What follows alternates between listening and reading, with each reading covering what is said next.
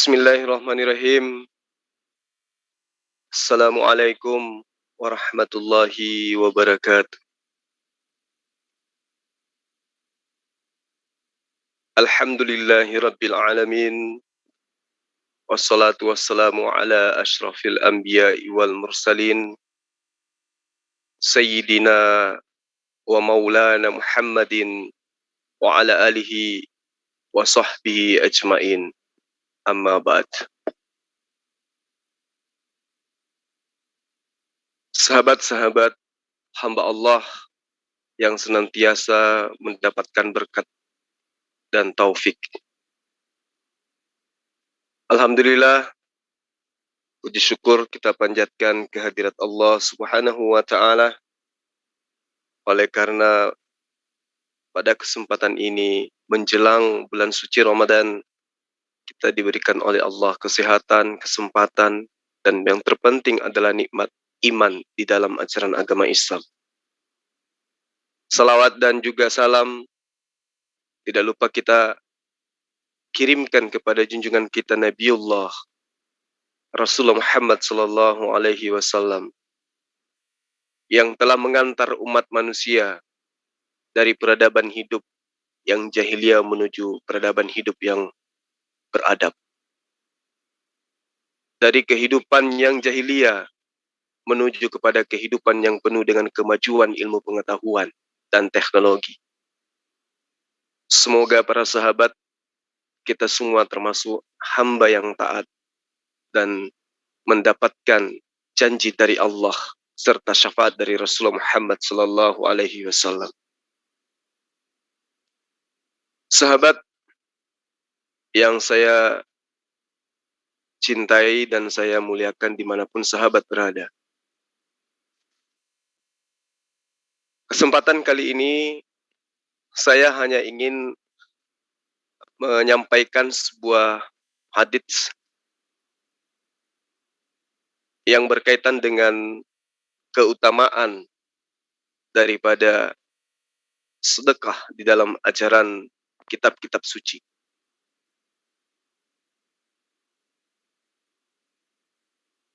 Kita selaku umat Islam memahami bahwa Rasulullah Muhammad sallallahu alaihi wasallam itu adalah sosok insan yang sangat menyukai orang-orang yang senantiasa bersedekah. Dikutip dari sebuah kitab Risalah Nawadirul Hikayah karya Ahmad Syihabuddin bin Salama al-Qulyubi. Suatu masa Siti Aisyah Ummul Mukminin radhiyallahu an membebaskan seorang budak wanita karena beliau merasa kasihan. Namun sahabat sekalian, sang budak meski sudah dimerdekakan, sudah dibebaskan oleh Siti Aisyah Ummul Mukminin, sang budak ini malah ikut kepada Siti Aisyah radhiyallahu an menuju rumah beliau, menuju rumah Siti Aisyah maksud saya. Lalu kemudian tiba-tiba malaikat Jibril mendatangi rumah tersebut, rumah Siti Aisyah, dan kemudian menyampaikan kepada baginda Rasulullah Muhammad sallallahu alaihi wasallam. Kata Jibril, "Wahai Muhammad, keluarkanlah budak itu dari rumahmu, karena sesungguhnya dia adalah ahli neraka." Saya ulangi, malaikat Jibril berkata kepada Rasulullah Muhammad sallallahu alaihi wasallam, "Ya Rasulullah, keluarkanlah budak wanita itu dari rumahmu, karena sesungguhnya dia itu adalah ahli neraka." Itu perkataan Jibril kepada baginda Rasulullah Muhammad sallallahu alaihi wasallam. Lalu kemudian Rasulullah Muhammad sallallahu alaihi wasallam dengan berhati-hati menyampaikan perkataan malaikat Jibril ini kepada istrinya Siti Aisyah radhiyallahu an. Rasulullah Muhammad sallallahu alaihi wasallam menyampaikan dengan begitu santun, dengan begitu berhati-hati, sehingga bisa melahirkan sebuah tanggapan dari Siti Aisyah yang menurut perkiraan kita, ya, bisa diterima Aisyah dengan begitu baik. Namun apa yang terjadi para sahabat? Ketika Rasulullah Muhammad SAW dengan sangat berhati-hati menyampaikan kepada istrinya Siti Aisyah radhiyallahu an tentang perintah malaikat agar istrinya mengeluarkan budak yang telah dimerdekakan oleh Siti Aisyah dari rumahnya, karena menurut malaikat Jibril wanita itu adalah ahli neraka. Siti Aisyah kemudian terkejut. Dia kaget dengan apa yang diucapkan oleh Rasulullah Muhammad SAW.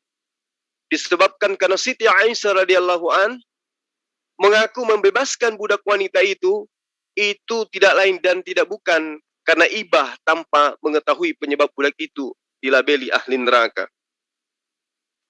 Jadi wajar ketika kemudian Siti Aisyah kaget mendengarkan perkataan Rasulullah Muhammad SAW perihal perkataan malaikat Jibril tentang wanita ini, yang mana wanita ini menurut malaikat Jibril adalah ahli neraka. Kemudian Siti Aisyah radhiyallahu an mengaku membebaskan sang budak ini karena ibah. Nah, lalu kemudian Siti Aisyah pun menuruti permintaan Rasulullah Muhammad SAW dan kemudian melepaskan wanita yang tadi, budak wanita ini, untuk pergi dari rumahnya.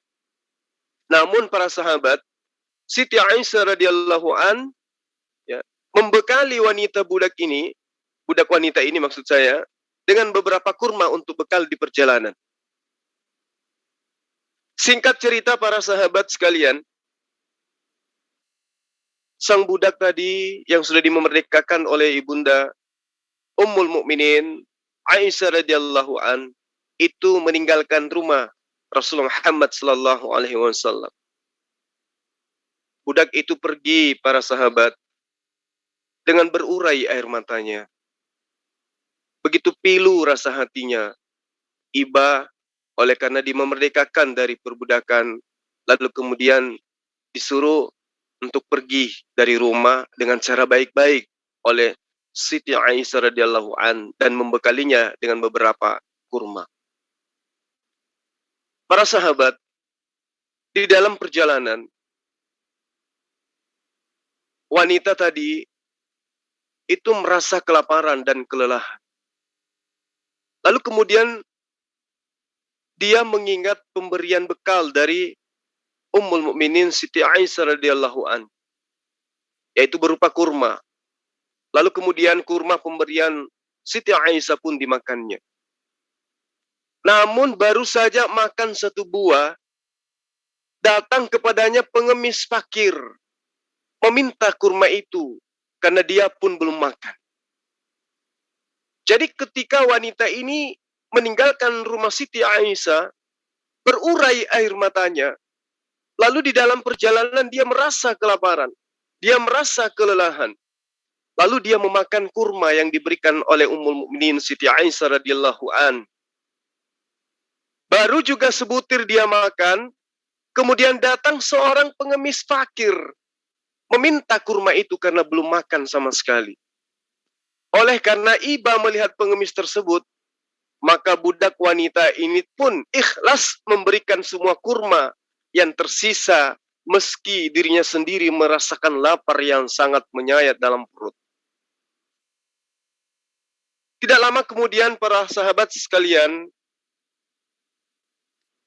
malaikat Jibril kembali kepada Rasulullah Muhammad SAW, dan kemudian malaikat Jibril membawa perintah kepada Rasulullah Muhammad SAW dengan agar mengambil kembali budak wanita itu untuk tinggal di rumahnya. Rupa-rupanya para sahabat sekalian, sedekah yang telah diberikan oleh sang budak tadi yang sudah dimerdekakan oleh Siti Aisyah radhiyallahu an kepada seorang fakir miskin yang kelaparan telah mengantarnya dari ahli neraka menjadi ahli surga. Subhanallah. Jadi singkat cerita para sahabat, ada seorang wanita, budak wanita, yang dimerdekakan oleh Ummul Mukminin Siti Aisyah radhiyallahu an. Sang budak ini kemudian diajak ke rumah Siti Aisyah. Lalu kemudian malaikat Jibril datang kepada Rasulullah Muhammad SAW memerintahkan agar budak tersebut dikeluarkan dari rumah karena wanita tersebut adalah ahli neraka. Mungkin wanita ini memiliki latar belakang yang sudah pasti tidak baik. Oleh karena dia sudah dikatakan sebagai ahli neraka.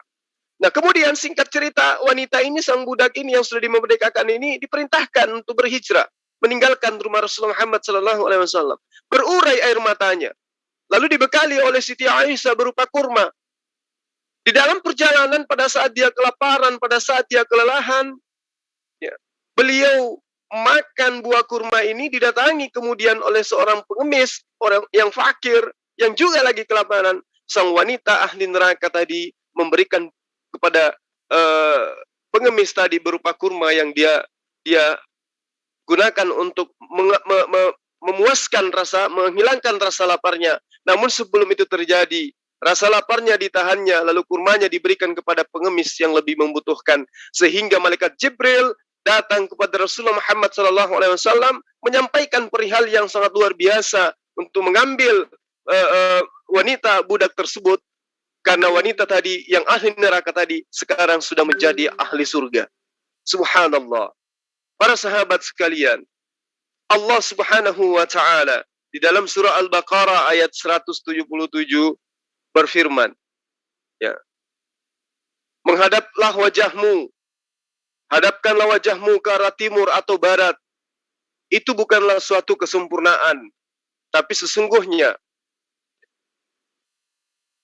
yang sempurna adalah orang yang beriman kepada Allah, orang yang beriman kepada nabinya, serta memberikan harta yang dicintainya kepada kerabatnya, kepada anak yatim piatu, kepada orang miskin, kepada ibnu sabil, kepada orang yang meminta-minta, dan membebaskan hamba sahaya, dan mendirikan sholat serta menunaikan zakat. Juga diterangkan para sahabat di dalam surah Al-Baqarah ayat 195, dan berikanlah infak di jalan Allah, dan janganlah engkau menjatuhkan dirimu ke dalam kebinasaan, dan berbuat baiklah, karena sesungguhnya Allah menyukai orang-orang yang berbuat baik. Lalu kemudian di dalam surah Al-Baqarah juga diterangkan oleh Allah Subhanahu wa taala di dalam ayat 274, orang-orang yang menginfakkan hartanya di waktu malam dan siang secara sembunyi dan terang-terangan, maka mereka mendapat pahala dari Allah, maka tidak ada ketakutan atas mereka dan tidak ada berduka cita bagi mereka. Sahabat-sahabat sekalian, inilah keutamaan daripada sedekah ini. Hanya sebuah kurma, hanya buah kurma, itu bisa membuat seseorang itu dari ahli neraka menjadi ahli surga. Namun kemudian Allah menekankan di dalam surah Al-Baqarah yang saya bacakan terjemahannya tadi, ya, menghadapkan wajahmu ke arah timur atau barat, itu bukanlah suatu kesempurnaan. Tapi sesungguhnya yang sempurna adalah orang yang beriman kepada Allah dan kepada nabinya, serta memberikan harta yang dicintainya kepada kerabatnya, memberikan harta yang dicintainya kepada anak yatim piatu, memberikan hartanya kepada orang miskin, memberikan hartanya kepada ibnu sabil, memberikan hartanya kepada orang yang meminta-minta, dan memberikan hartanya kepada budak sahaya yang dibebaskan. Lalu kemudian yang terakhir mendirikan sholat serta menunaikan zakat. Sahabat sekalian, satu hal yang sangat menarik dari hadits riwayat yang disebutkan tadi, bahwa seorang budak yang sudah dijelaskan oleh malaikat Jibril sebagai ahli neraka pun bisa menjadi ahli surga, ahli jannah, hanya disebabkan oleh sedekahnya yang ikhlas berupa buah kurma kepada orang yang lebih membutuhkan dari dia yang telah merasakan kelaparan dan kelelahan yang begitu dahsyat. Kalau yang seperti ini saja bisa membuat seseorang menjadi ahli jannah, lantas kita yang hidup di zaman sekarang, apakah susah melakukan hal yang serupa? Subhanallah, para sahabat sekalian. Lalu kemudian di dalam ajaran yang datang sebelum ajaran Islam itu sendiri, telah diajarkan kepada kita ya, bagaimana kemudian pemahaman yang digambarkan oleh nabi-nabi sebelum Rasulullah Muhammad sallallahu alaihi wasallam tentang berinfak atau bersedekah. Di dalam kitab Matius 6 ayat 1 sampai ayat 4 dijelaskan. Ingatlah, janganlah kamu melakukan kewajiban agamamu di hadapan orang supaya dilihat oleh mereka. Karena jika demikian, maka kamu tidak beroleh upah dari Bapakmu yang ada di surga. Bapak di sini adalah Allah Subhanahu wa taala. Jadi apabila engkau memberi sedekah, janganlah engkau mencanangkan hal itu seperti yang dilakukan oleh orang-orang munafik di rumah-rumah ibadat dan di lorong-lorong, supaya mereka dipuji banyak orang. Aku berkata kepadamu, sesungguhnya mereka sudah mendapatkan upahnya, yaitu pujian dari sesamanya manusia. Dalam ayat 3 dikatakan, tetapi jika engkau memberi sedekah, janganlah diketahui tangan kirimu apa yang diperbuat oleh tangan kananmu. Di dalam ayat 4-nya dikatakan, hendaklah sedekahmu itu diberikan dengan sembunyi, maka Bapakmu atau Allahmu atau Tuhanmu yang melihat yang tersembunyi akan membalasnya kepadamu. Sahabat, di dalam Al-Quran, ya, surah Al-Baqarah ayat 271 juga dikatakan dengan jelas. Allah ketika mengutus Nabi Isa alaihissalam, Allah berfirman, jika kalian menampakkan sedekah kalian, maka itu adalah baik sekali. Dan jika kalian menyembunyikannya dan kalian berikan kepada orang-orang fakir, maka menyembunyikannya itu lebih baik bagi kalian. Dan Allah akan menghapuskan dari kalian sebagian kesalahan-kesalahan kalian. Dan Allah mengetahui apa yang kalian kerjakan. Sahabat, di dalam ayat ini, Ibnu Katsir di dalam tafsirnya, amalan secara tersembunyi tanpa diketahui oleh orang lain yang dimaksud itu adalah lebih afdal dengan dalil dari ayat Al-Baqarah ayat 271 ini. Lalu kemudian ada sebuah hadits yang sahih Bukhari dan Muslim dari Abu Hurairah, Rasulullah Muhammad sallallahu alaihi wasallam bersabda, ada 7 golongan yang berada di bawah naungan Allah pada hari di mana tidak ada lagi naungan kecuali naungan Allah. Pertama, imam yang adil. Seorang yang bersedekah, lalu dia menyembunyikan hingga tangan kirinya tidak mengetahui apa yang diinfakkan oleh tangan kanannya. Ini adalah hadis sahih yang diriwayatkan oleh Bukhari dan juga diriwayatkan oleh Muslim. Sahabat, Imam Nawawi pernah berkata begini, berkatalah para ulama, bahwasanya penyebutan tangan kanan dari kiri menunjukkan kesungguhan dan sangat disembunyikannya serta tidak diketahuinya sedekah yang dilakukan. Perumpamaan dengan kedua tangan tersebut karena dekatnya tangan kanan dengan tangan kiri dan tangan kanan selalu menyertai tangan kiri, dan maknanya kemudian adalah sekiranya tangan kiri itu seorang laki-laki yang terjaga, maka dia tidak akan mengetahui apa yang diinfakkan oleh tangan kanan karena saking disembunyikannya. Sahabat-sahabat sekalian, kembali saya ingin mengatakan bahwa ketika Allah menerangkan di dalam surah Al-Baqarah ayat 271, jika kalian menampakkan sedekah kalian, maka itu baik. Ya. Dan jika kalian menyembunyikannya dan kalian berikan kepada orang-orang fakir, maka kamu juga menyembunyikannya, maka itu jauh lebih baik dari kalian, bagi kalian. Dan Allah akan menghapuskan dari kalian sebagian kesalahan kalian, dan Allah Maha mengetahui apa yang kalian kerjakan. Jadi bersedekah, berinfak itu dapat menghapuskan kesalahan-kesalahan para sahabat sekalian. Subhanallah. Jadi gambaran tentang sedekah ini itu diajarkan oleh para nabi, bukan hanya ada di dalam ajaran agama Islam. Ya. Pengajaran telah dengan pemberian dalam bersedekah ini itu diajarkan oleh para nabi, Nabi Abraham, Nabi Musa, Nabi Daud, Nabi Salomo, lalu kemudian diajarkan pula oleh Nabi Isa alaihissalam. Namun kemudian pijakan daripada semua ini adalah ikhlas menuju keridaan Allah Subhanahu wa taala. Di dalam Al-Qur'an surah Yusuf misalnya di ayat 108, katakanlah inilah jalanku, inilah agamaku, aku dan orang-orang yang mengikuti mengajak kamu kepada Allah dengan hujjah yang nyata. Maha suci Allah, dan aku tiada termasuk orang-orang yang musyrik. Ini kaitannya dengan keikhlasan dan menjauhkan diri daripada sikap musyrik. Karena sikap musyrik itu bersedekah dengan tujuan berimpak atau berbuat baik, beramal baik dengan tujuan mendapatkan nilai dari orang lain. Karena itulah kemudian para sahabat sekalian, mari kita melakukan amalan-amalan ini, memberikan sesuatu yang bisa kita berikan kepada orang-orang yang membutuhkan. Sahabat, saya hanya ingin mengatakan bahwa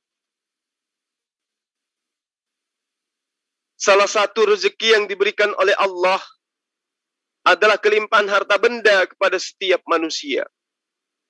Namun perlu diingat pula bahwa setiap muslim wajib mengamalkan amalan sedekah atau memberikan sebagian rezeki kepada orang yang membutuhkan. Ini saya katakan seperti ini karena penggambaran dan penegasannya ada di dalam Al-Quran. Surah Al-Baqarah ayat 245 misalnya. Siapa yang mau memberi pinjaman kepada Allah, pinjaman yang baik, apa itu? Menafkahkan hartanya di jalan Allah, maka Allah akan melipat gandakan pembayaran kepadanya dengan lipat ganda yang banyak. Dan Allah menyempitkan dan melapangkan rezekinya, dan kepadanya lah kamu dikembalikan. Jadi para sahabat sekalian, ini adalah penggambaran tentang syariat dalam ajaran agama Islam. Bahwa Allah Subhanahu wa ta'ala memberikan keutamaan kepada orang-orang yang mensedekahkan apa yang kemudian menjadi pemberian Allah atau titipan Allah kepadanya. Untuk itulah saya kembali mengatakan bahwa kita selaku umat Islam sesungguhnya dianjurkan untuk berlaku baik terhadap orang lain. Innal musaddiqina wal musaddiqati wa aqradullah qardan hasana yudha'afu lahum walahum ajrun karim. Sesungguhnya orang-orang yang membenarkan Allah dan juga Rasulnya, baik laki-laki maupun perempuan, dan meminjamkan kepada Allah pinjaman yang baik, niscaya akan dilipat gandakan pembayarannya kepada mereka, dan bagi mereka pahala yang banyak. Jadi, sangat jelas para sahabat sekalian, bahwa apa yang kemudian menjadi acuan kita di dalam beragama, tidak lain dan tidak bukan adalah memberikan yang terbaik terhadap orang-orang yang ada di sekeliling kita yang sangat membutuhkan.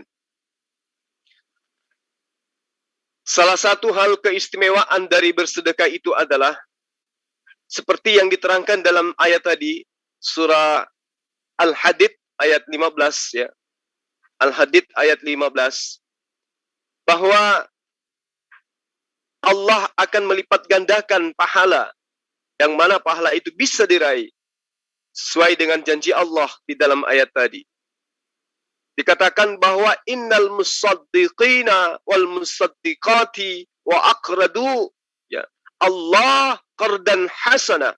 Jadi Allah di sini menekankan bahwa barang siapa dari orang-orang yang membenarkan dalam arti kata mengiyakan, menyaksikan, menyadari titik kebenaran daripada risalah kenabian, yang mana setiap nabi itu membawa daripada apa yang diinginkan oleh Allah berlaku di antara manusia. Baik dia adalah perempuan, baik dia adalah laki-laki, yang meminjamkan kepada Allah pinjaman yang baik, niscaya akan dilipat gandakan pembayarannya. Apa yang dimaksud dengan kata pinjaman ini? Pinjaman yang dimaksud di sini adalah sedekah, infak, amal jariah, dan seterusnya. Karena itulah para sahabat sekalian, ya, dengan sedekah jariah, seseorang bisa saja terus mendapatkan pahala, walaupun orang tersebut itu telah mati atau telah meninggal dunia. Amalan ini yang biasa kita kenal dengan amalan sedekah jariah, sebagaimana yang disabdakan oleh Rasulullah Muhammad sallallahu alaihi wasallam, apabila anak cucu Adam itu mati, maka terputuslah semua amalnya kecuali 3 perkara: sedekah jariah, anak soleh yang memohon ampunan untuknya, untuk ibu dan bapaknya, dan yang terakhir adalah ilmu yang bermanfaat setelahnya. Ini perlu digarisbawahi para sahabat sekalian, bahwa dengan bersedekah tidaklah membuat harta benda berkurang, tidaklah membuat seseorang jatuh miskin. Namun Allah menegaskan, Allah menjanjikan akan justru melipat gandakan. Al-Quran mencatatnya dengan baik di dalam surah Al-Baqarah ayat 261. Mathalul ladina yunfikuna amwalahum fi sabilillah kamathali habbatin ambatat. Ya, dikatakan sab'a sanabil, subhanallah, fi kulli sumbulatin. Terus dikatakan di sini mi'atu habba. Wallahu yudha'ifu liman yasha wallahu wasi'un alim. Jadi sangat jelas perumpamaan orang yang menafkahkan, ya, hartanya, orang yang mengeluarkan sebagian dari hartanya, orang yang memberikan sebagian daripada hartanya di jalan Allah. Kata Allah, mereka adalah serupa dengan sebutir benih yang menumbuhkan 7 bulir, ya. Pada tiap-tiap bulir 100 biji, dan Allah melipat gandakan ganjaran bagi siapa yang Dia kehendaki. Dan Allah maha luas karunia-Nya, lagi maha mengetahui. Jadi di sini, sahabat-sahabat sekalian, keutamaan daripada sedekah itu sangat menjadi pokok inti daripada apa yang kemudian disabdakan oleh Rasulullah Muhammad SAW. Ada 3 hal yang tidak terputus pahalanya. Ada 3 hal yang tidak berhenti pahalanya. Itu telah diajarkan oleh Rasulullah Muhammad SAW. Apabila anak cucu Adam itu meninggal dunia, maka terputuslah semua amalnya kecuali 3 perkara: sedekah, ya, sedekah jariah, anak soleh, kemudian yang terakhir adalah yang memiliki ilmu yang bermanfaat bagi orang lain. Masya Allah, subhanallah. Sahabat-sahabat sekalian, ada beberapa hal yang ingin saya sampaikan kaitannya dengan sedekah ini. Pertama, Allah memberi ganjaran terhadap orang yang selalu bersedekah. Dengan apa? Pahala yang berlipat ganda. Yang kedua, dengan bersedekah, manusia itu dapat memanjangkan usia dan mencegah kematian yang buruk. Nah, ini perlu saya jelaskan. Rasulullah Muhammad SAW di dalam hadis Tabrani pernah menjelaskan seperti ini kepada para sahabat.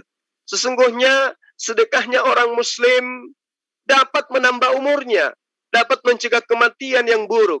Allah akan menghilangkan darinya sifat sombong, kefakiran, dan sifat bangga dari diri sendiri. Jadi salah satu keutamaan dari sedekah itu adalah mampu memperpanjang usia. Tapi yang dimaksud di sini dalam usia adalah amalan kebaikan dari orang yang bersedekah ini akan terus dikenang melebihi umur hidupnya ketika dia di dunia. Itu maksudnya. Ya. Jadi meskipun orang itu sudah tidak ada, namanya masih disebut, namanya masih dikenang, penyebutan-penyebutan baik terhadap dirinya itu masih senantiasa diucapkan, dikatakan oleh orang-orang yang ada setelahnya. Maka yang dimaksud dalam hadis ini, sesungguhnya sedekah itu dapat menambah umurnya.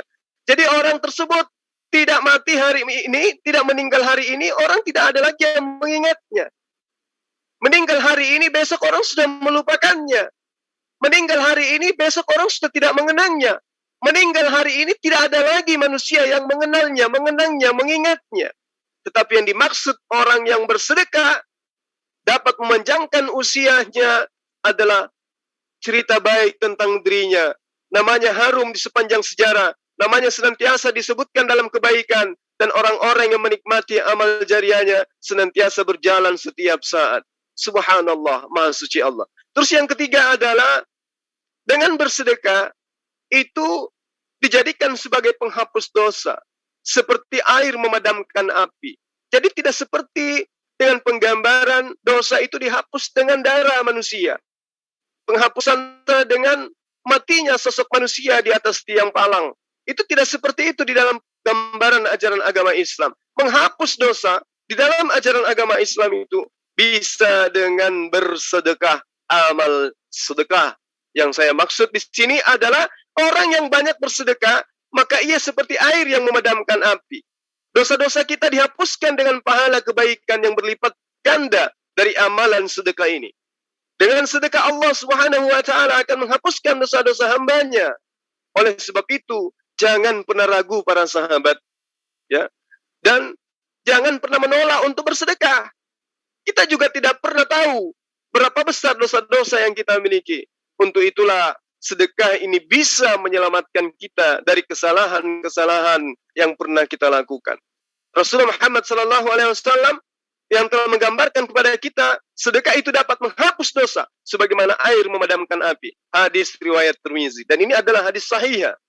Yang keempat, para sahabat, sedekah dapat menjauhkan diri dari api neraka. Sebagaimana yang saya terangkan tadi, ya, bahwa dengan sedekah mampu menghapus dosa-dosa manusia. Maka dengan sedekah pula kita bisa terhindar dari api neraka, para sahabat. Mengingat pahala berlipat ganda yang dapat serta dihapuskan oleh dosa-dosa, maka kita pun bisa menjauhkan diri agar kita tidak masuk ke dalam neraka jahanam. Karena itu Rasulullah Muhammad SAW ya, menerangkan dalam sebuah hadis, di mana hadis ini adalah mutafakkul alaih, jauhkanlah dirimu dari api neraka walaupun hanya dengan sedekah atau dengan sebutir kurma. Subhanallah, Maha Suci Allah. Jadi di dalam ajaran agama Islam itu tidak dikenal adanya penebusan dosa. Dosa itu bisa dihapus dengan cara bersedekah di antaranya. Lalu kemudian yang terakhir, para sahabat sekalian, dengan bersedekah manusia dapat naungan dari hari kiamat karena sedekah itu sendiri.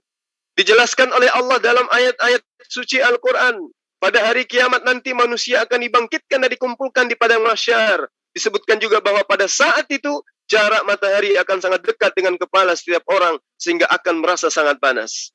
Lalu untuk melindungi diri dari panasnya sinar matahari inilah kemudian Rasulullah Muhammad SAW memberikan kabar gembira kepada umatnya, kepada umat Islam, ya, dengan mengamalkan apa yang dapat menjadi naungan dari panasnya matahari kelak. Ya. Saat di padang mahsyar, saat setiap manusia akan menunggu giliran untuk diadili dari timbangan amal baik dan buruknya. Di hari penghakiman, di hari kebangkitan nantinya, bisa dibayangkan berapa banyak manusia, bisa dibayangkan berapa lama manusia akan menunggu dan merasakan panasnya terik matahari yang sangat dekat dengan kepala. Namun Rasulullah Muhammad SAW dijelaskan oleh sebuah hadits bahwasanya yang menjadikan naungan umat manusia di hari kiamat nanti adalah amal sedekahnya. Di dalam hadis riwayat Al-Baihaqi, Al-Hakim, dan Ibnu Khuzaimah, di situ diterangkan bahwa setiap orang berada di bawah naungan sedekahnya pada hari kiamat. Hingga diputuskan di antara manusia, ya, lalu ia berkata, ditetapkan hukuman di antara manusia. Yazid kemudian berkata pada saat itu, Abu Khair tidak pernah melewati satu hari pun melainkan ia bersedekah pada yang demikian itu. Walaupun hanya sepotong kue, atau bawang merah, atau seperti ini dan seperti itu. Ini hadits yang sahih. Kemudian dijelaskan dalam riwayat lain bahwa Rasulullah Muhammad SAW sesuai apa yang diterangkan dalam hadis riwayat Ahmad, naungan orang beriman di hari kiamat adalah sedekahnya. Subhanallah, subhanallah, subhanallah. Itulah para sahabat beberapa poin yang terpenting kaitannya dengan sedekah yang saya sampaikan pada kesempatan hari ini, agar kiranya kita mampu menjadikan sedekah itu adalah sebuah penggambaran dan penjabaran dalam kehidupan kita sehari-hari. Karena sesungguhnya seperti dalil, seperti hikayat yang saya terangkan tadi, ketika Siti Aisyah membebaskan seorang budak wanita Lalu kemudian budak wanita ini diambil, dipelihara di rumahnya. Lalu kemudian malaikat Jibril datang kepada Rasulullah Muhammad SAW mengatakan, "Ya Rasulullah, usirlah wanita itu dari rumahmu, karena sesungguhnya budak wanita itu adalah ahli neraka." Rasulullah diperintahkan oleh malaikat Jibril, "Ya Rasulullah, keluarkan budak itu dari rumahmu. Sesungguhnya dia adalah ahli neraka." Rasulullah kemudian dengan berhati-hati menyampaikan berita ini kepada istrinya Siti Aisyah. Ya Siti Aisyah, ya Ummul Mukminin, ya. Sesungguhnya wanita yang kamu bebaskan dari perbudakan itu adalah ahli neraka. Ini adalah informasi dari malaikat Jibril kepadaku. Rasulullah menyampaikan itu dengan sangat berhati-hati.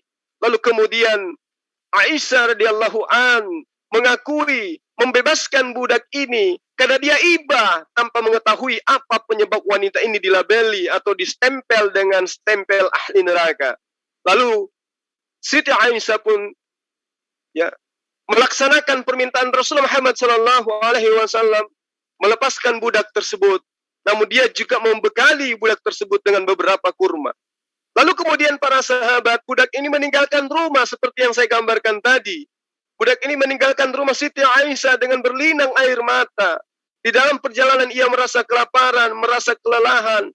Lelah dia, lapar dia. Si budak ini sudah memerdekakan, lalu kemudian disuruh hijrah meninggalkan rumah Siti Aisyah. Dia pun berjalan.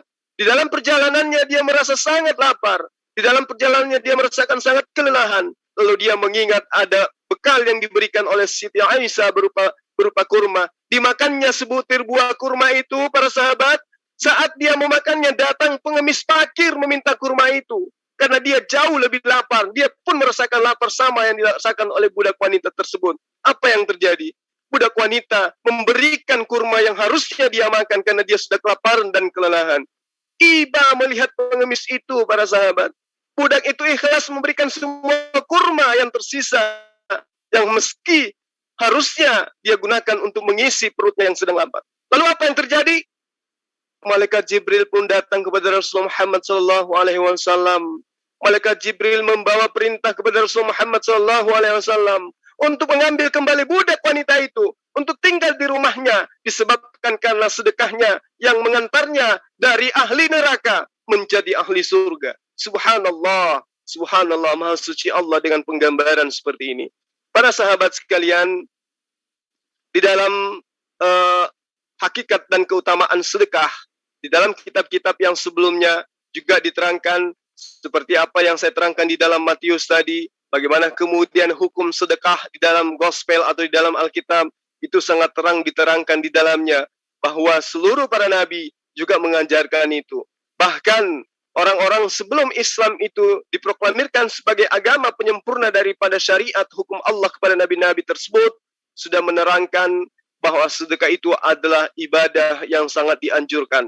Sedekah itu adalah merupakan sesuatu yang sangat-sangat ditekankan. Seperti yang tertulis dalam Matius 5 ayat 47, Matius 7 ayat 6, Matius 7 ayat 9 sampai ayat 11, Matius 14 ayat 16, Matius 20 ayat 28, Matius 25 ayat 35 dan 36 dan seterusnya.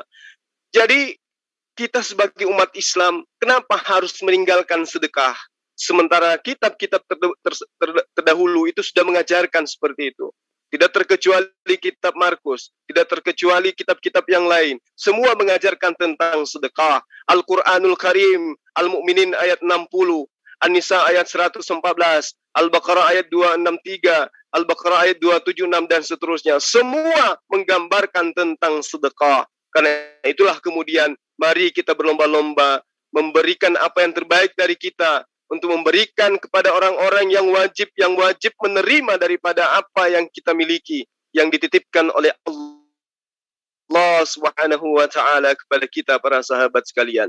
Jadi dari sudut pandang Alkitab, dari sudut pandang gospel, dari sudut pandang Bible, dari sudut pandang Al-Quran, dari sudut pandang Tanakh, kitab Torah, jelas menggambarkan bahwa sedekah itu adalah merupakan perintah dan anjuran dan juga perintah dari para nabi.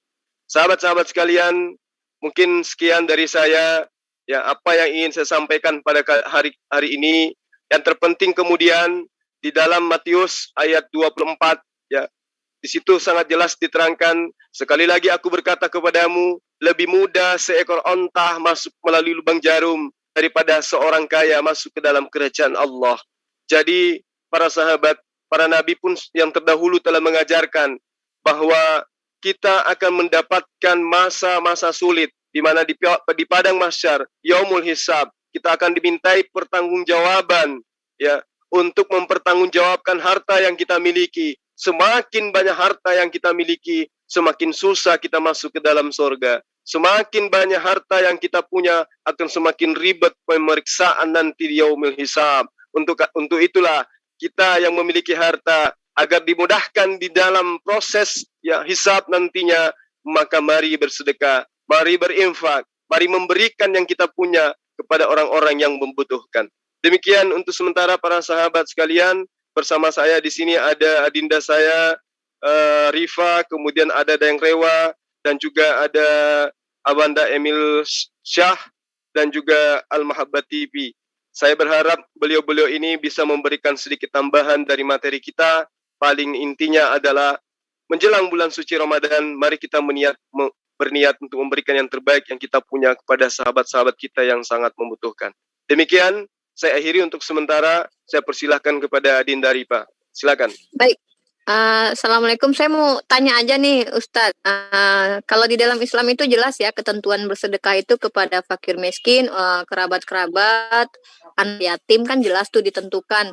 Sepengetahuan Ustadz ketika membaca Bible ada nggak ketentuan-ketentuan ini memberi sedekah kepada siapa gitu? Karena kalau memberi sedekah kepada ya mohon maaf kayak pendeta yang udah kaya gitu kan, itu kan bukan sedekah lagi namanya gitu kan. Ada nggak di dalam Bible dijelaskan siapa yang berhak menerima sedekah ini dari Yesus sendiri, Ustaz? Kalau yang tertuang kemudian di dalam gospel ya itu tidak diterangkan siapa yang berhak menerima sedekah ya. Tidak ada yang diterangkan seperti itu. Nah, kalau di dalam perjanjian lama itu ada dikhususkan kepada suku Lewi. Itu ada. Jadi dikhususkan kepada suku Lewi saja untuk diberikan pemberian yang mana di situ disebut sebagai perpuluhan.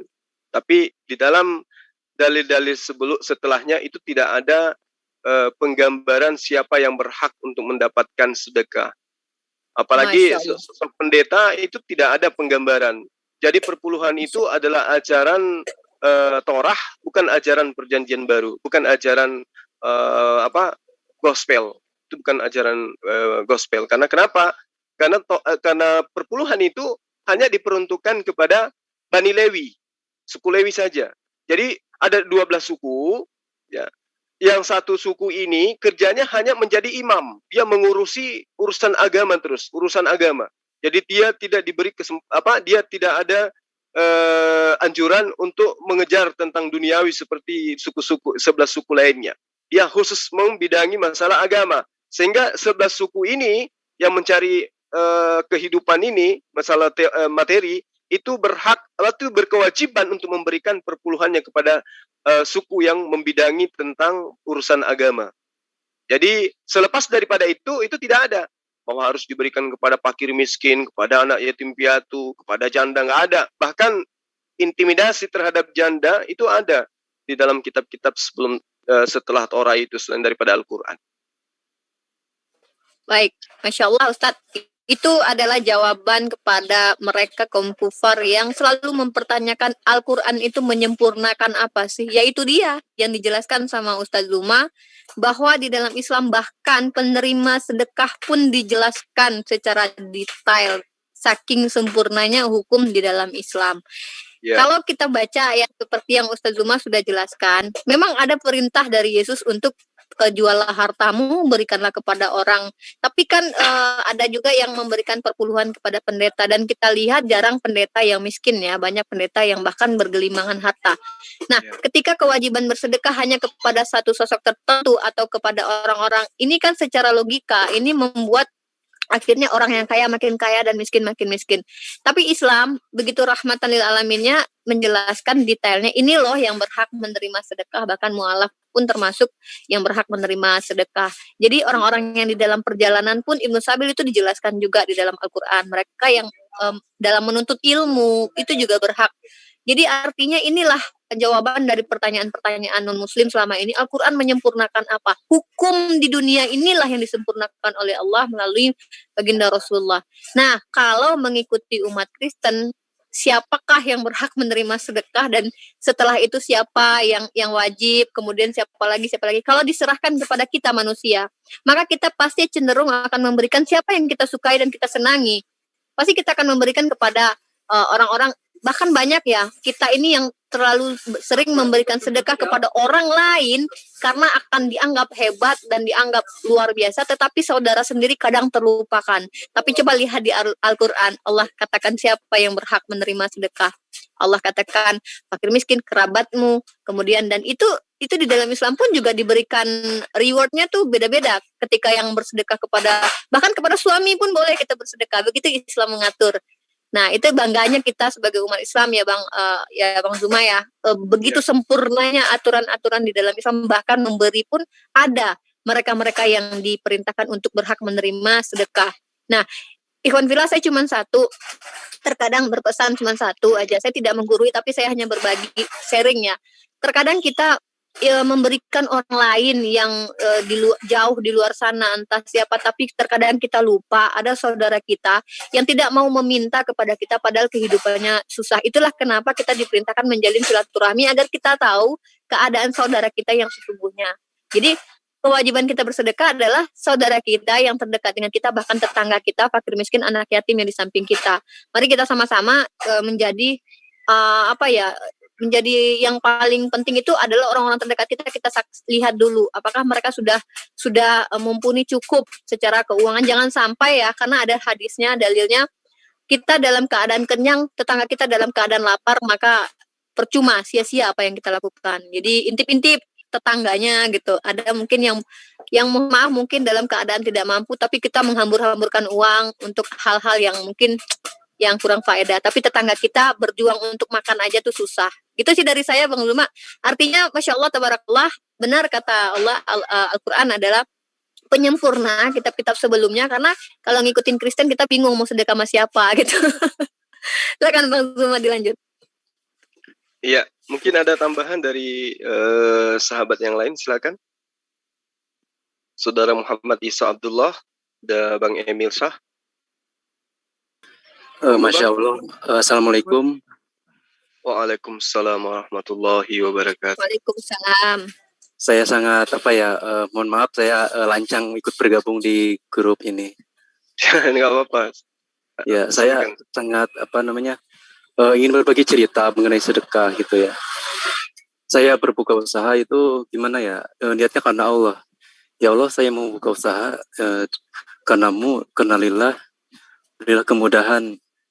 Jadi semua yang aku alami ini mengalami dalam perubahan hidup saya, baik itu dalam usaha, dalam kehidupan sehari-hari, itu melalui sedekah kepada orang-orang di sekitar kita gitu. Kita lihat dulu tetangga kita, apa mereka sudah makan apa belum gitu. Kemarin kan saya lihat tuh ada tetangga datang gitu kan, dia mohon maaf dia berhutang gitu kan. Terus saya tanya, Ibu udah makan belum? Belum. Ini juga saya mau hutang ke warung gitu kan. Pas saya datang ke rumahnya, ikut sama dia, Masya Allah, saya sangat prihatin sekali melihat kondisi ibu ini. Anak-anaknya banyak, cuman dia ngutang beras 1 liter buat orang banyak, anaknya banyak. Saya merasa hatiku terketuk gitu. Ya Allah, saya ingin membantu orang ini. Mudahkanlah tangan-tanganku ini untuk bersedekah. Alhamdulillah, Allah izinkan saya bantu orang-orang di sekitar saya. Dan Alhamdulillah bermanfaat bagi tetangga saya. Dan Alhamdulillah berkat sedekah ini usaha saya lancar, rezeki saya lancar, kemudian badan saya sehat, saya bisa Jadi gimana ya? Saya bisa berkat sedekah ini, saya bisa ngasih ke orang itu, baik ke anak yatim piatu, orang-orang yang membutuhkan sekitar sekeliling kita aja gitu. Apabila ada bantuan masjid yang butuh dana, kalau ada rezeki insya Allah dikasihkan gitu. Jadi manfaat sedekah ini sangat banyak sekali yang bisa merubah hidup saya gitu. Karena benar apa yang Allah katakan di dalam Al-Quran ini, bahwasanya bersedekah itu tidak akan pernah membuat kita miskin, justru akan mengalir dari berbagai arah gitu. Dan itu juga terbukti pada diri saya ini. Ayolah buat umat Islam, kita jangan pelit. Kalau kita punya rezeki, ayo kita berbagi bersama gitu. Kita nggak akan miskin kok, justru Allah akan kasih ganti yang lebih baik, ganti yang lebih banyak. Ini pengalaman buat diri saya gitu. Dan saya alhamdulillah bersyukur usaha saya berkembang, dan memang salah satunya dengan cara bersedekah, berbakti kepada orang tua, ngasih uang ke orang tua, bahagiain orang tua. Dan mungkin saat ini saya belum belum berumah tangga ya, masih bujangan, masih pemuda gitu. Cuman saya ingin membahagiakan orang-orang sekitar saya dulu gitu. Dan tentunya ingin bahagiain orang tua juga gitu. Masya Allah, subhanallah. Ini pengalaman saya ketika hidup itu bersedekah itu. Sedekah itu bisa mengubah hidup saya itu jadi lebih baik gitu. Arti hidup ini ada maknanya gitu. Bisa baik-baik manusia itu bermanfaat bagi orang lain gitu. Alhamdulillah saya rasakan. Sungguh Allah itu Maha Asih, Maha Pengasih, Maha Penyayang. Subhanallah. Subhanallah. Jadi alhamdulillah sangat menarik apa yang sahabat sampaikan ya, Muhammad Isa Abdullah. Jadi memang ketika kita bersedekah, Allah di dalam Al-Quran itu sudah menerangkan bahwa sedekah itu memudahkan kita untuk mencari rezeki yang halal. Sedekah akan membuat kita ini selalu ingat bahwa ketika kita bekerja di bawah pengawasan Allah, inilah sebabnya maka sedekah yang kita hasilkan dari bekerja itu akan membuat kita berusaha mengumpulkan rezeki dengan cara yang halal. Lalu kemudian rezeki yang halal ini yang dimakan seseorang ini akan membuat orang tersebut mudah mensyukuri anugerah yang diberikan oleh Allah. Seperti yang diterangkan dalam surah An-Nahl ayat 114 ya. Maka makanlah yang halal lagi baik dan rezeki yang telah diberikan Allah kepada kalian. Dan syukurilah nikmat Allah jika kalian jika kalian hanya kepadanya saja beribadah. Ini diterangkan di dalam surah An-Nahl keutamaan daripada sedekah tersebut. Lalu kemudian yang paling menarik di sini adalah sedekah yang kita berikan itu adalah merupakan harta yang kekal di sisi Allah. Harta yang kita sedekahkan ini ternyata kalau kita ikhlas di jalan Allah, itu jelas akan membantu kita kelak di akhirat. Allah nantinya akan menyimpan harta tersebut ya bagi umatnya yang bersedekah. Di dalam hadis Bukhari dan juga Muslim, Rasulullah Muhammad SAW mengembirakan kita dengan perkataan beliau, barang siapa yang bersedekah senilai dengan 1 butir kurma dari hasil usaha yang halal, dan Allah tidak menerima kecuali yang halal, maka Allah menerimanya dengan tangan kanannya. Kemudian Allah Subhanahu wa taala kembang biakkan sedekah itu untuk orang yang bersedekah seperti salah satu di antara kalian. Ya, mengembang biakkan anak kudanya sehingga semakin banyak sampai seperti gunung. Ini hadis sahih. Lalu kemudian keajaiban sedekah subuh ya, yang pahalanya ratusan ribu kali lipat, yaitu sedekah kepada orang tua hingga sedekah kepada ulama atau juga kepada fuqaha, kepada fakir miskin. Nah, ini keutamaan sedekah di dalam ajaran agama Islam. Kalau di dalam agama lain bersedekah, memberi, tapi kita tidak tahu apa tujuannya, penggarisannya itu apa gitu loh. Kalau di dalam ajaran agama Islam jelas sedekah itu membuat hidup semakin berkah, sedekah itu juga bisa sebagai tolak bala, sedekah itu dimudahkan untuk mencari rezeki yang halal, sedekah itu adalah harta yang disedekahkan akan kekal di sisi Allah, sedekah itu adalah cara memperlipat gandakan pahala. Itu sangat jelas di dalam ajaran agama Islam. Namun hal ini tidak ditemukan di dalam agama lain, seperti yang diterangkan oleh Adinda siapa tadi?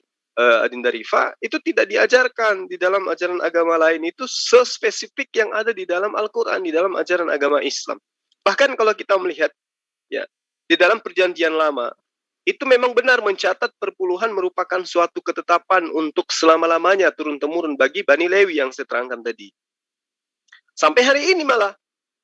Nah, yang menjadi pertanyaan kemudian adalah kenapa perpuluhan ini berpindah kepada tangan para pendeta? Kenapa perpuluhan yang merupakan hukum syariat ketetapan Allah yang kekal terhadap suku Lewi secara turun-temurun itu berpindah ke tangan gereja? Ada apa? Nah, lebih ironis lagi, ya, entah seperti apa kronologisnya, upah pelayanan ya, itu dimonopoli oleh satu jabatan pelayanan di gereja yang kemudian disebut sebagai atas nama Tuhan. Atas nama Tuhan kemudian dimonopoli untuk memungut perpuluhan ini, padahal yang berhak untuk mendapatkan perpuluhan hanya dari suku Lewi.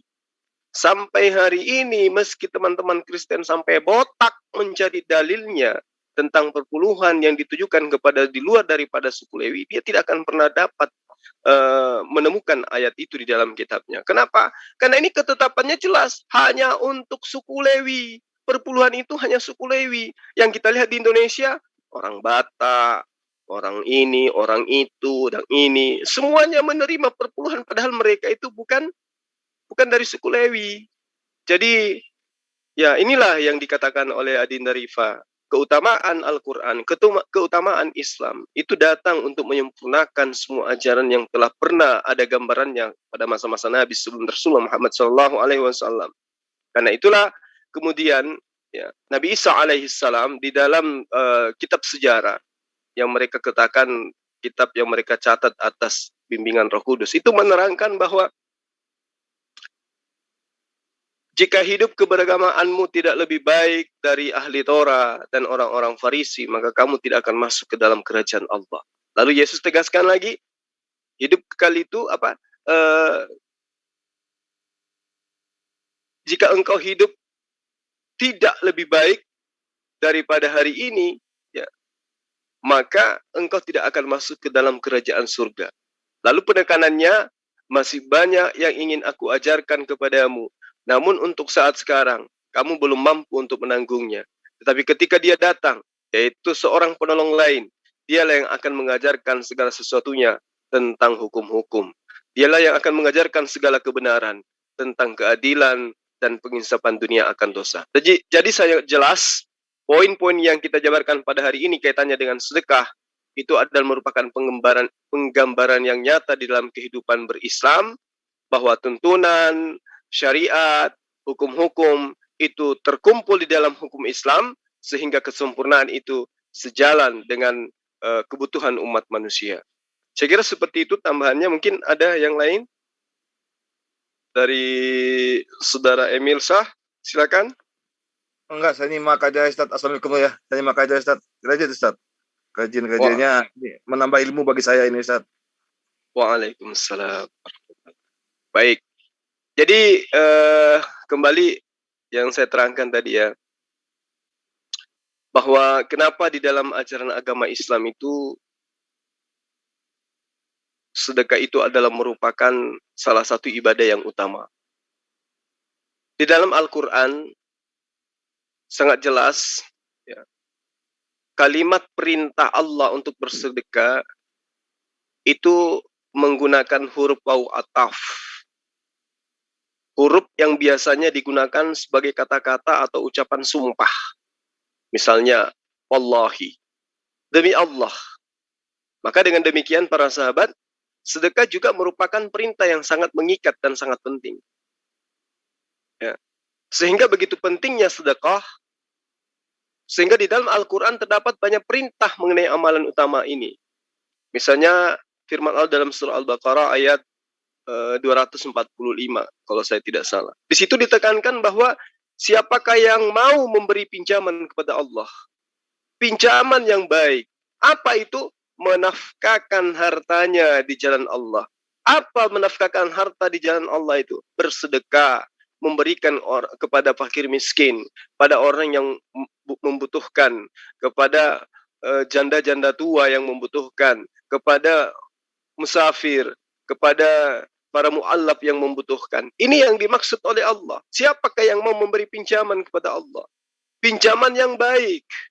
Maka Allah akan melipat gandakan pembayaran kepadanya dengan lipat ganda yang sangat banyak. Dan Allah menyempitkan dan kemudian melapangkan rezeki kepada orang-orang dan mengembalikan sedekah ini kepada orang yang bersedekah. Ini adalah sesuatu yang sangat luar biasa. Konsep sedekah ini sesungguhnya tidak semata-mata berkaitan dengan pemberian harta kekayaan atau materi. Sebab sebagaimana yang disabdakan oleh Rasul Muhammad SAW, setiap amal yang baik itu juga adalah sedekah. Maka sedekah sesungguhnya identik dengan amal kebaikan. Bahkan Rasulullah Muhammad SAW pun bersabda, senyummu kepada saudaramu itu adalah sedekah. Lalu kenapa kemudian di dalam Islam sedekah itu sangat dianjurkan? Sahabat-sahabat sekalian, anjuran bersedekah itu pada dasarnya adalah merupakan ibadah. Di samping itu, sedekah juga memiliki keistimewaan yang tidak terhitung. Baik keistimewaan yang diberikan oleh Allah secara langsung maupun yang tidak langsung. Keistimewaan tersebut bukan hanya dirasakan oleh orang yang bersedekah. Nah ini asiknya di situ. Bahkan sedekah itu juga dirasakan oleh keluarga sang pemberi sedekah. Ya, saya ulang, keistimewaan daripada sedekah bukan hanya dirasakan oleh orang yang bersedekah tersebut, bahkan dirasakan juga oleh keluarganya, maupun orang lain juga merasakan keistimewaan sedekah tersebut secara tidak langsung. Jadi bukan cuma keluarga, orang lain, bahkan orang yang kita berikan sedekah pun akan mendapatkan berkat dari sedekah itu. Kadang-kadang, para sahabat, kita ini tidak menyadari ketika kita dibebaskan dari bencana atau cobaan, kita disembuhkan dari rasa sakit, ditenangkan di dalam hidup. Ya, seringkali tumbuh karena apa? Karena kita itu pernah memberikan sedekah. Kita dibebaskan dari mara bahaya misalnya. Itu karena pernah kita memberikan sedekah tanpa kita sadari. Kita disembuhkan dari penyakit. Hanya karena kita, misalnya, kita ambil contoh, kita orang yang hipertensi. Lalu kemudian ada yang memberitakan, cukup memakan sebiji daripada bawang putih, maka hipertensi Anda akan sembuh. Betul, ketika kita makan dan mengunyah bawang putih, sebutir, kita punya tensi itu bisa sembuh. Ya. Nah, kalau itu benar adanya, berarti yang menyembuhkan ini adalah sedekah. Kenapa saya mengatakan seperti itu? Karena banyak orang yang hipertensi dianjurkan makan bawang putih, sampai dia makan satu kebun bawang putih, nggak turun-turun tensinya. Karena kenapa? Tidak ada kekuatan sedekah yang pernah dia lakukan. Nah, ini yang kita tidak sadari. Ya. Seringkali juga kita tidak menyadari ketika ditimpa bencana. Banyak masalah yang kita hadapi. Kadang-kadang disebabkan karena kurangnya bersedekah. Atau kurang memperhatikan nasib orang lain yang lebih rendah ekonominya dari kita. Ya, inilah yang kemudian yang saya katakan, sedekah yang ada di dalam ajaran agama Islam itu adalah penyempurnaan ajaran sedekah yang ada di dalam kitab-kitab sebelum Al-Quran itu sendiri. Baik, para sahabat sekalian, karena di tengah-tengah kita telah hadir ahli sedekah, Saudara Mahadewa, maka kesempatan ini saya berikan kepada beliau. Silakan. Oh ya Allah, ya Robi, ahli. Dari mana ahli, Bang? Dewa itu ahli buka celana, bukan ahli sedekah, bukan. Abang salah ini. Nah, baik, begini. Dewa mengutip salah satu hadis dari Nabi. Ketika Nabi Muhammad menjelang meninggal, Nabi Muhammad meninggalkan 3 hal. Yang pertama, Nabi Muhammad berjanji, aku tidak akan pernah memiskinkan orang yang gemar bersedekah. Itu betapa luar biasa. Dan sabda Nabi Muhammad itu dibenarkan sama Allah Subhanahu wa taala sampai detik ini. Belum ada catatan sejarah yang mengatakan orang itu miskin, jatuh miskin karena gemar sedekah. Belum ada. Belum ada, cari kalau misalkan ada. Karena sabda itu buat universal. Untuk seluruh umat. Untuk seluruh umat manusia. Bukan dihususkan untuk umat muslim, bukan. Tetapi untuk semua manusia. Bahkan sedekah itu adalah pahala yang terlihat ya. Pada saat nanti kita di hari penghakiman, itu sedekah pahala itu paling terlihat. Salat tidak terlihat pahalanya, tetapi sedekah itu diperlihatkan langsung sama Allah Subhanahu wa taala. Dan balasannya itu sangat luar biasa selama kita di dunia.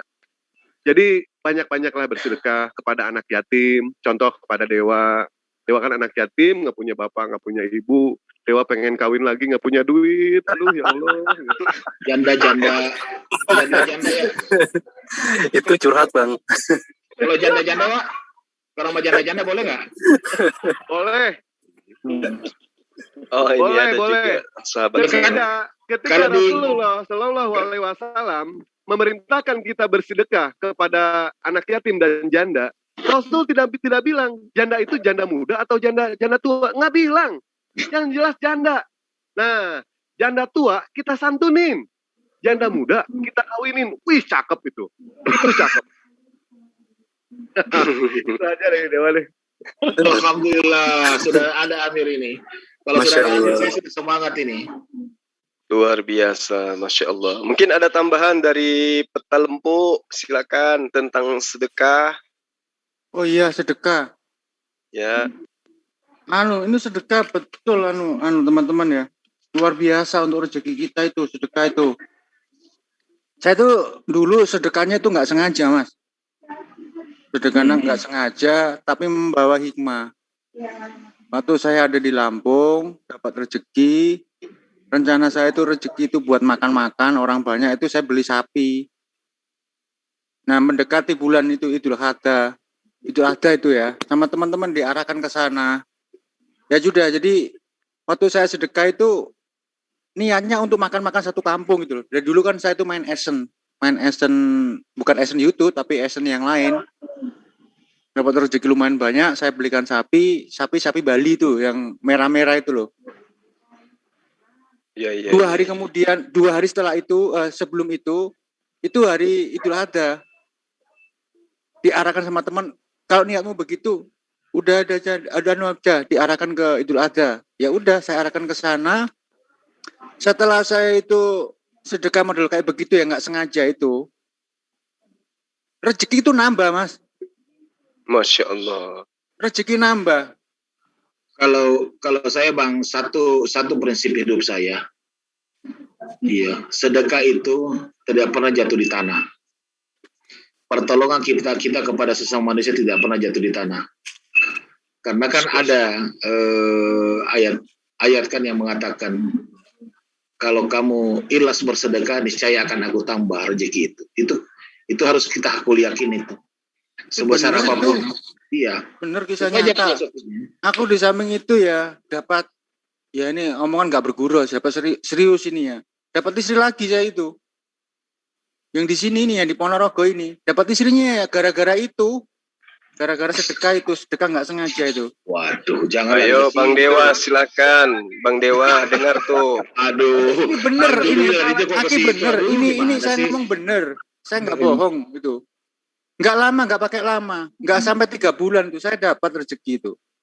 Dapat istri ya, karena istri pertama kan udah gitu. Apa itu? Enggak, masalahnya Banjul ini, Bang Dewa itu sudah ada yang deketin dari Singapura. Udah kasih $200. $200 atau $2.000, Pak? 200 dolar. Ini sudah kan PDKT kemarin ini. Katanya mau dikasih laptop, mau dikirim laptop lagi. Waduh. Ini terakhir tadi ngomong katanya mau datang ke rumahnya lagi. Waduh, bahaya nih. ya dia mau datang ke rumah katanya nanti. Tetapi Bang Juma kan ngasih tahu ke Dewa, janganlah Wak. Akhirnya enggak, gitu kan. Sampai sekarang pun di stop gitu. Dewa tidak mau nanti dakwah Dewa ini tidak ada nilainya sama sekali. Gitu. Dan alhamdulillah sih. Kemarin sih Bang ya, ini ceritanya jadi Dewa tidak punya handphone. Dia bilang, ya udah kirimin aja nomor rekeningnya. Terus Dewa nggak ngirim kan? Nggak mau kata Dewa teh. Dewa daripada beli handphone, Dewa mendingan beli kasur sama lemari buat anak. Besok datang itu kasur sama lemari sama anak itu. Dia alasannya minta alamat Dewa, katanya rumahnya di mana. Dikasih alamat Dewa. Kata Dewa, oh dengan senang hati silahkan datang ke rumah Dewa. Nggak taunya yang datang kasur sama lemari. Allahu Akbar. Kata Dewa. Yang penting kalau sedekah itu jangan mengharapkan pahala. Bener itu. Ini aneh nih orang bener. Minta nomor rekening maksa, tapi nggak dikasih sama Dewa. Akhirnya dia bilang, ya udah, saya mau ke rumah Mas Dewa deh. Minta alamatnya, dikasih alamat Dewa. Kan Dewa minta lemari sama kasur, pengen beli lemari sama kasur. Bener dibeliin, padahal Dewa bercanda itu. Bercanda. Tapi dibeliin itu sama dia. Ya Allah, ya Robi, kata Dewa, ini orang kok begini amat gitu. Tidak sama. Luar biasa gitu Bang. Tidak sama. Iya, Tadi malam itu kan puang, saya ajakkan ke roomnya Bang Suma tuh berdua, toh. Terusnya mau ngobrol-ngobrol gitu kan, biar dia biasa. Masuklah 4 orang Kristen. Jadi, waduh, puan juga termasuk juga sudah mulai dia bilang gini, wah ternyata enak juga ya kalau ngobrol-ngobrol santai ya. Iya, pokoknya Aki, Lempu dan teman-teman yang lain. Kalau niatnya sedekah itu jangan mengharapkan pahala. Benar. Kalau kita mengharapkan pahala sama yang ngecat Lombok, sama aja kamu itu bisnis sama yang di atas. Pokoknya ya sedekah ya sudah, itu tugas kamu. Tugasnya kita. Yang kalau punya rezeki lebih itu udah itu ya nggak usah mikir apa-apa, itu sudah tugas. Seperti kamu tugasnya sehari-hari menghirup udara, seperti sehari-hari kamu makan. Makanya kalau saya banjur ibadah itu saya bagi 3. Iya. Pertama itu adalah latihan, kemudian yang kedua adalah kewajiban, kemudian yang ketiga adalah kebutuhan. Sama seperti makan. Iya. Kalau sudah bicara kebutuhan kan kita tidak mengharapkan lagi intimbalan balik. Kalau kita bersedekah terus ya Allah, berilah aku jodoh yang cantik, yang kaya raya, gini-gini. Waduh, ini sedekahnya udah nggak ikhlas itu. Pokoknya sedekah itu loss saja. Pokoknya gaspol remblong itu kalau sedekah. Yang lebih hebat lagi sedekah waktu kita kekurangan. Sekarang orang itu. Kita sudah kekurangan tapi kita tetap ingin bersedekah, itu yang luar biasa. Ya, jadi yang dimaksud daripada Bang Zul ini ikhlas itu. Ya, iya betul. Bilangnya gitu. Ya, ikhlas. Aku bahasanya kan nggak terlalu paham. Mengaku ini orang Jawa Mekiko. Pokoknya nggak usah mikirin apa-apa. Itu kewajiban. Ya, ikhlas. Intinya pada saat bersedekah jangan itu sampai ikhlas. nanti aku katakanlah nyumbangkan uang kemana gitu ya, entah di masjid atau di mana, dengan harapan supaya dipuji orang atau ya dipuji orang terutama, itu jangan. Pokoknya loss aja lah. Apa yang ada di kantong itu ya udah dikeluarin semua. Jangan cuma 10.000. Ya malu-maluin aja nyumbang di masjid itu 10.000. Yang ada di kantong itu dimasukkan semua. Itu kalau saya buat pelajaran buat teman-teman lah. Itu nggak mau seperti berjudi dengan Allah, itu saya nggak mau. Itu sebagai kewajiban. Dengan kewajiban itu kita akan enteng, merasa nggak terbebani. Jangan sampai punya hitung-hitungan dengan Allah, itu jangan sampai punya hitung-hitungan. Karena itu sudah tugas dan kewajiban kita. Siapa lagi yang memikirkan saudara-saudara kita ini kalau bukan kita sendiri? Siapa lagi? Iya, benar sekali Bang. Apalagi pedoman umat Islam itu kan jelas dalam kitab sucinya ya. Wa may ya'mal mithqala dzarratin khairan yarah. Barang siapa yang mengerjakan kebaikan sebesar sarafun sekalipun itu niscaya dia akan melihat balasan daripada kebaikan tersebut. Karena itulah apa yang disampaikan oleh Bang Zul kaitannya dengan sedekah itu muatannya harus ikhlas, bukan karena ada embel-embel. Tapi semata-mata karena Allah, semata-mata karena ingin ridha dari Allah. Hanya itu. Ya, tugas kita, Mas. Tugas kita. Kalau harapan itu sudah kewajiban saya. Seperti saya tiap hari itu makan. Iya, benar. Tiap hari itu menghirup udara. Itu kewajiban. Iya, Seperti jadi hari kita Jumat tidak itu anggap kalau sebagai ada duit, beban ya lagi. udah, nggak ada beban, nggak ada beban. Iya, betul. Nah Artinya itu anehnya dan luar biasanya, ada aja jalan untuk kita dapatkan rezeki. Iya. Ada aja itu. Dan itu jalannya bagaimana? Saya nggak tahu, nggak bisa ngomong. Oke. Baik, di sini ada Ukhti ya, Adinda apa yang tercantik dari California. Silakan. Cantik Pak Ustaz Zuma, bisa aja calon besan ya. Yang tercantik. Assalamualaikum. Ya. Waalaikumsalam. Ya, cantik. Waalaikumsalam. Karena saya dikelilingi anak saya, suami saya semuanya laki-laki. Jadi saya hanya perempuan, jadi paling cantik di rumah. Assalamualaikum. Ini saya baru datang nih. Jadi intinya sedekah ya. Kewajiban kita sebagai muslim itu 2,5%. Kalau bisa lebih itu lebih baik. Karena percaya, been there dan that. Ketika kita ada masalah, dengan semakin banyak sedekah, insya Allah masalah apapun akan bisa kita lewati dengan gampangnya dan mudahnya. Jangan pernah pelit, karena kalau kita pelit, Allah juga akan pelit kepada kita. Ini sudah saya alami sendiri. Jadi itu aja dari saya. Silakan Pak Ustaz Zuma, saya menyimak saja. Oleh sebab itu, Bang Suma, sebentar sore sama Puan sama Ustaz Salwan, kita makan lontong sayur di rumah. Ini, mamanya mengundang dengan hormat ini sebentar sore jam 4, jam 5. Saya juga ada lontong sayur di rumah saya. Kemarin 2 minggu yang lalu saya ke restoran Indonesia, saya sengaja beli banyak, saya masukin di freezer. Jadi Pak Imanes, ada Pak Imanes nggak di sini? Nggak ada ya. Biasanya dia suka ngilerin saya. Jadi kalau ada yang mau ngilerin saya dengan lontong sayur, nggak bisa karena saya juga ada lontong sayur. Saya juga beli 10 porsi bakso tenis. Jadi nggak bisa sengaja tuh kalau ada bunda tuh sengaja itu bikin ngiler makanan Indonesia biar cepat-cepat pulang di Indonesia gitu. Amin amin. Oke lanjut, saya nyimak aja nih. Saya mau makan malam nih. Saya ke kebab keras. Saya beli beef kebab di Mediterranean restoran ini. Pengen makan ini saya. Lanjut, saya mau makan malam dulu. Itu peta lampu, lontong sayur di sana itu emang ada khasnya ya? Sebelum dijawab, mungkin saya tutup dulu live-nya ya. Sebentar, sebelum ditutup, saya mau nyapa ini. Aku ada di channelnya Mas Zuma. Ini ada orang Madiun ini. Siapa itu sih? Silakan, Bang. Siapa ini? Ntar ya. Ini dari mana? Ini tadi ada orang Madiun.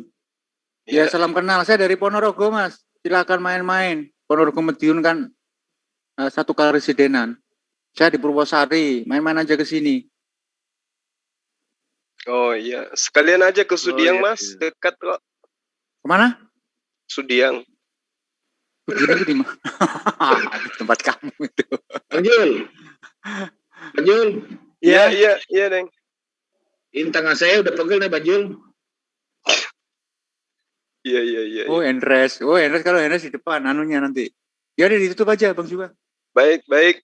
Terima kasih kepada sahabat-sahabat sekalian yang ada di room kita dan juga sahabat yang ada di live comment ya. Pada siang hari ini materi kita sangat menarik, keutamaan daripada sedekah ditinjau dari sudut pandang kitab suci ya.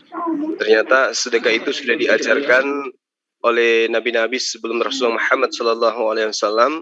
Hanya saja di dalam agama sebelumnya itu dikenal dengan sebutan perpuluhan, di mana perpuluhan ini hanya diperuntukkan kepada suku Lewi saja, tidak diperuntukkan kepada suku-suku yang lain apalagi yang ada di Indonesia ini.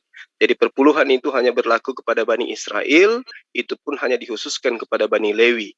Sementara dalam ajaran agama Islam, sedekah itu penggambarannya jelas, ada beberapa titik yang harus menjadi acuan bersedekah, di mana digambarkan secara nyata baik dalam Al-Quran maupun dalam hadis sahihah. Demikian sebagai penutup dari materi kita pada siang hari ini. Lebih dan kurangnya mohon dimaafkan. Saya akhiri. Wabillahi taufiq wal hidayah. Assalamualaikum warahmatullahi wabarakatuh. Salam. Waalaikumsalam warahmatullahi wabarakatuh.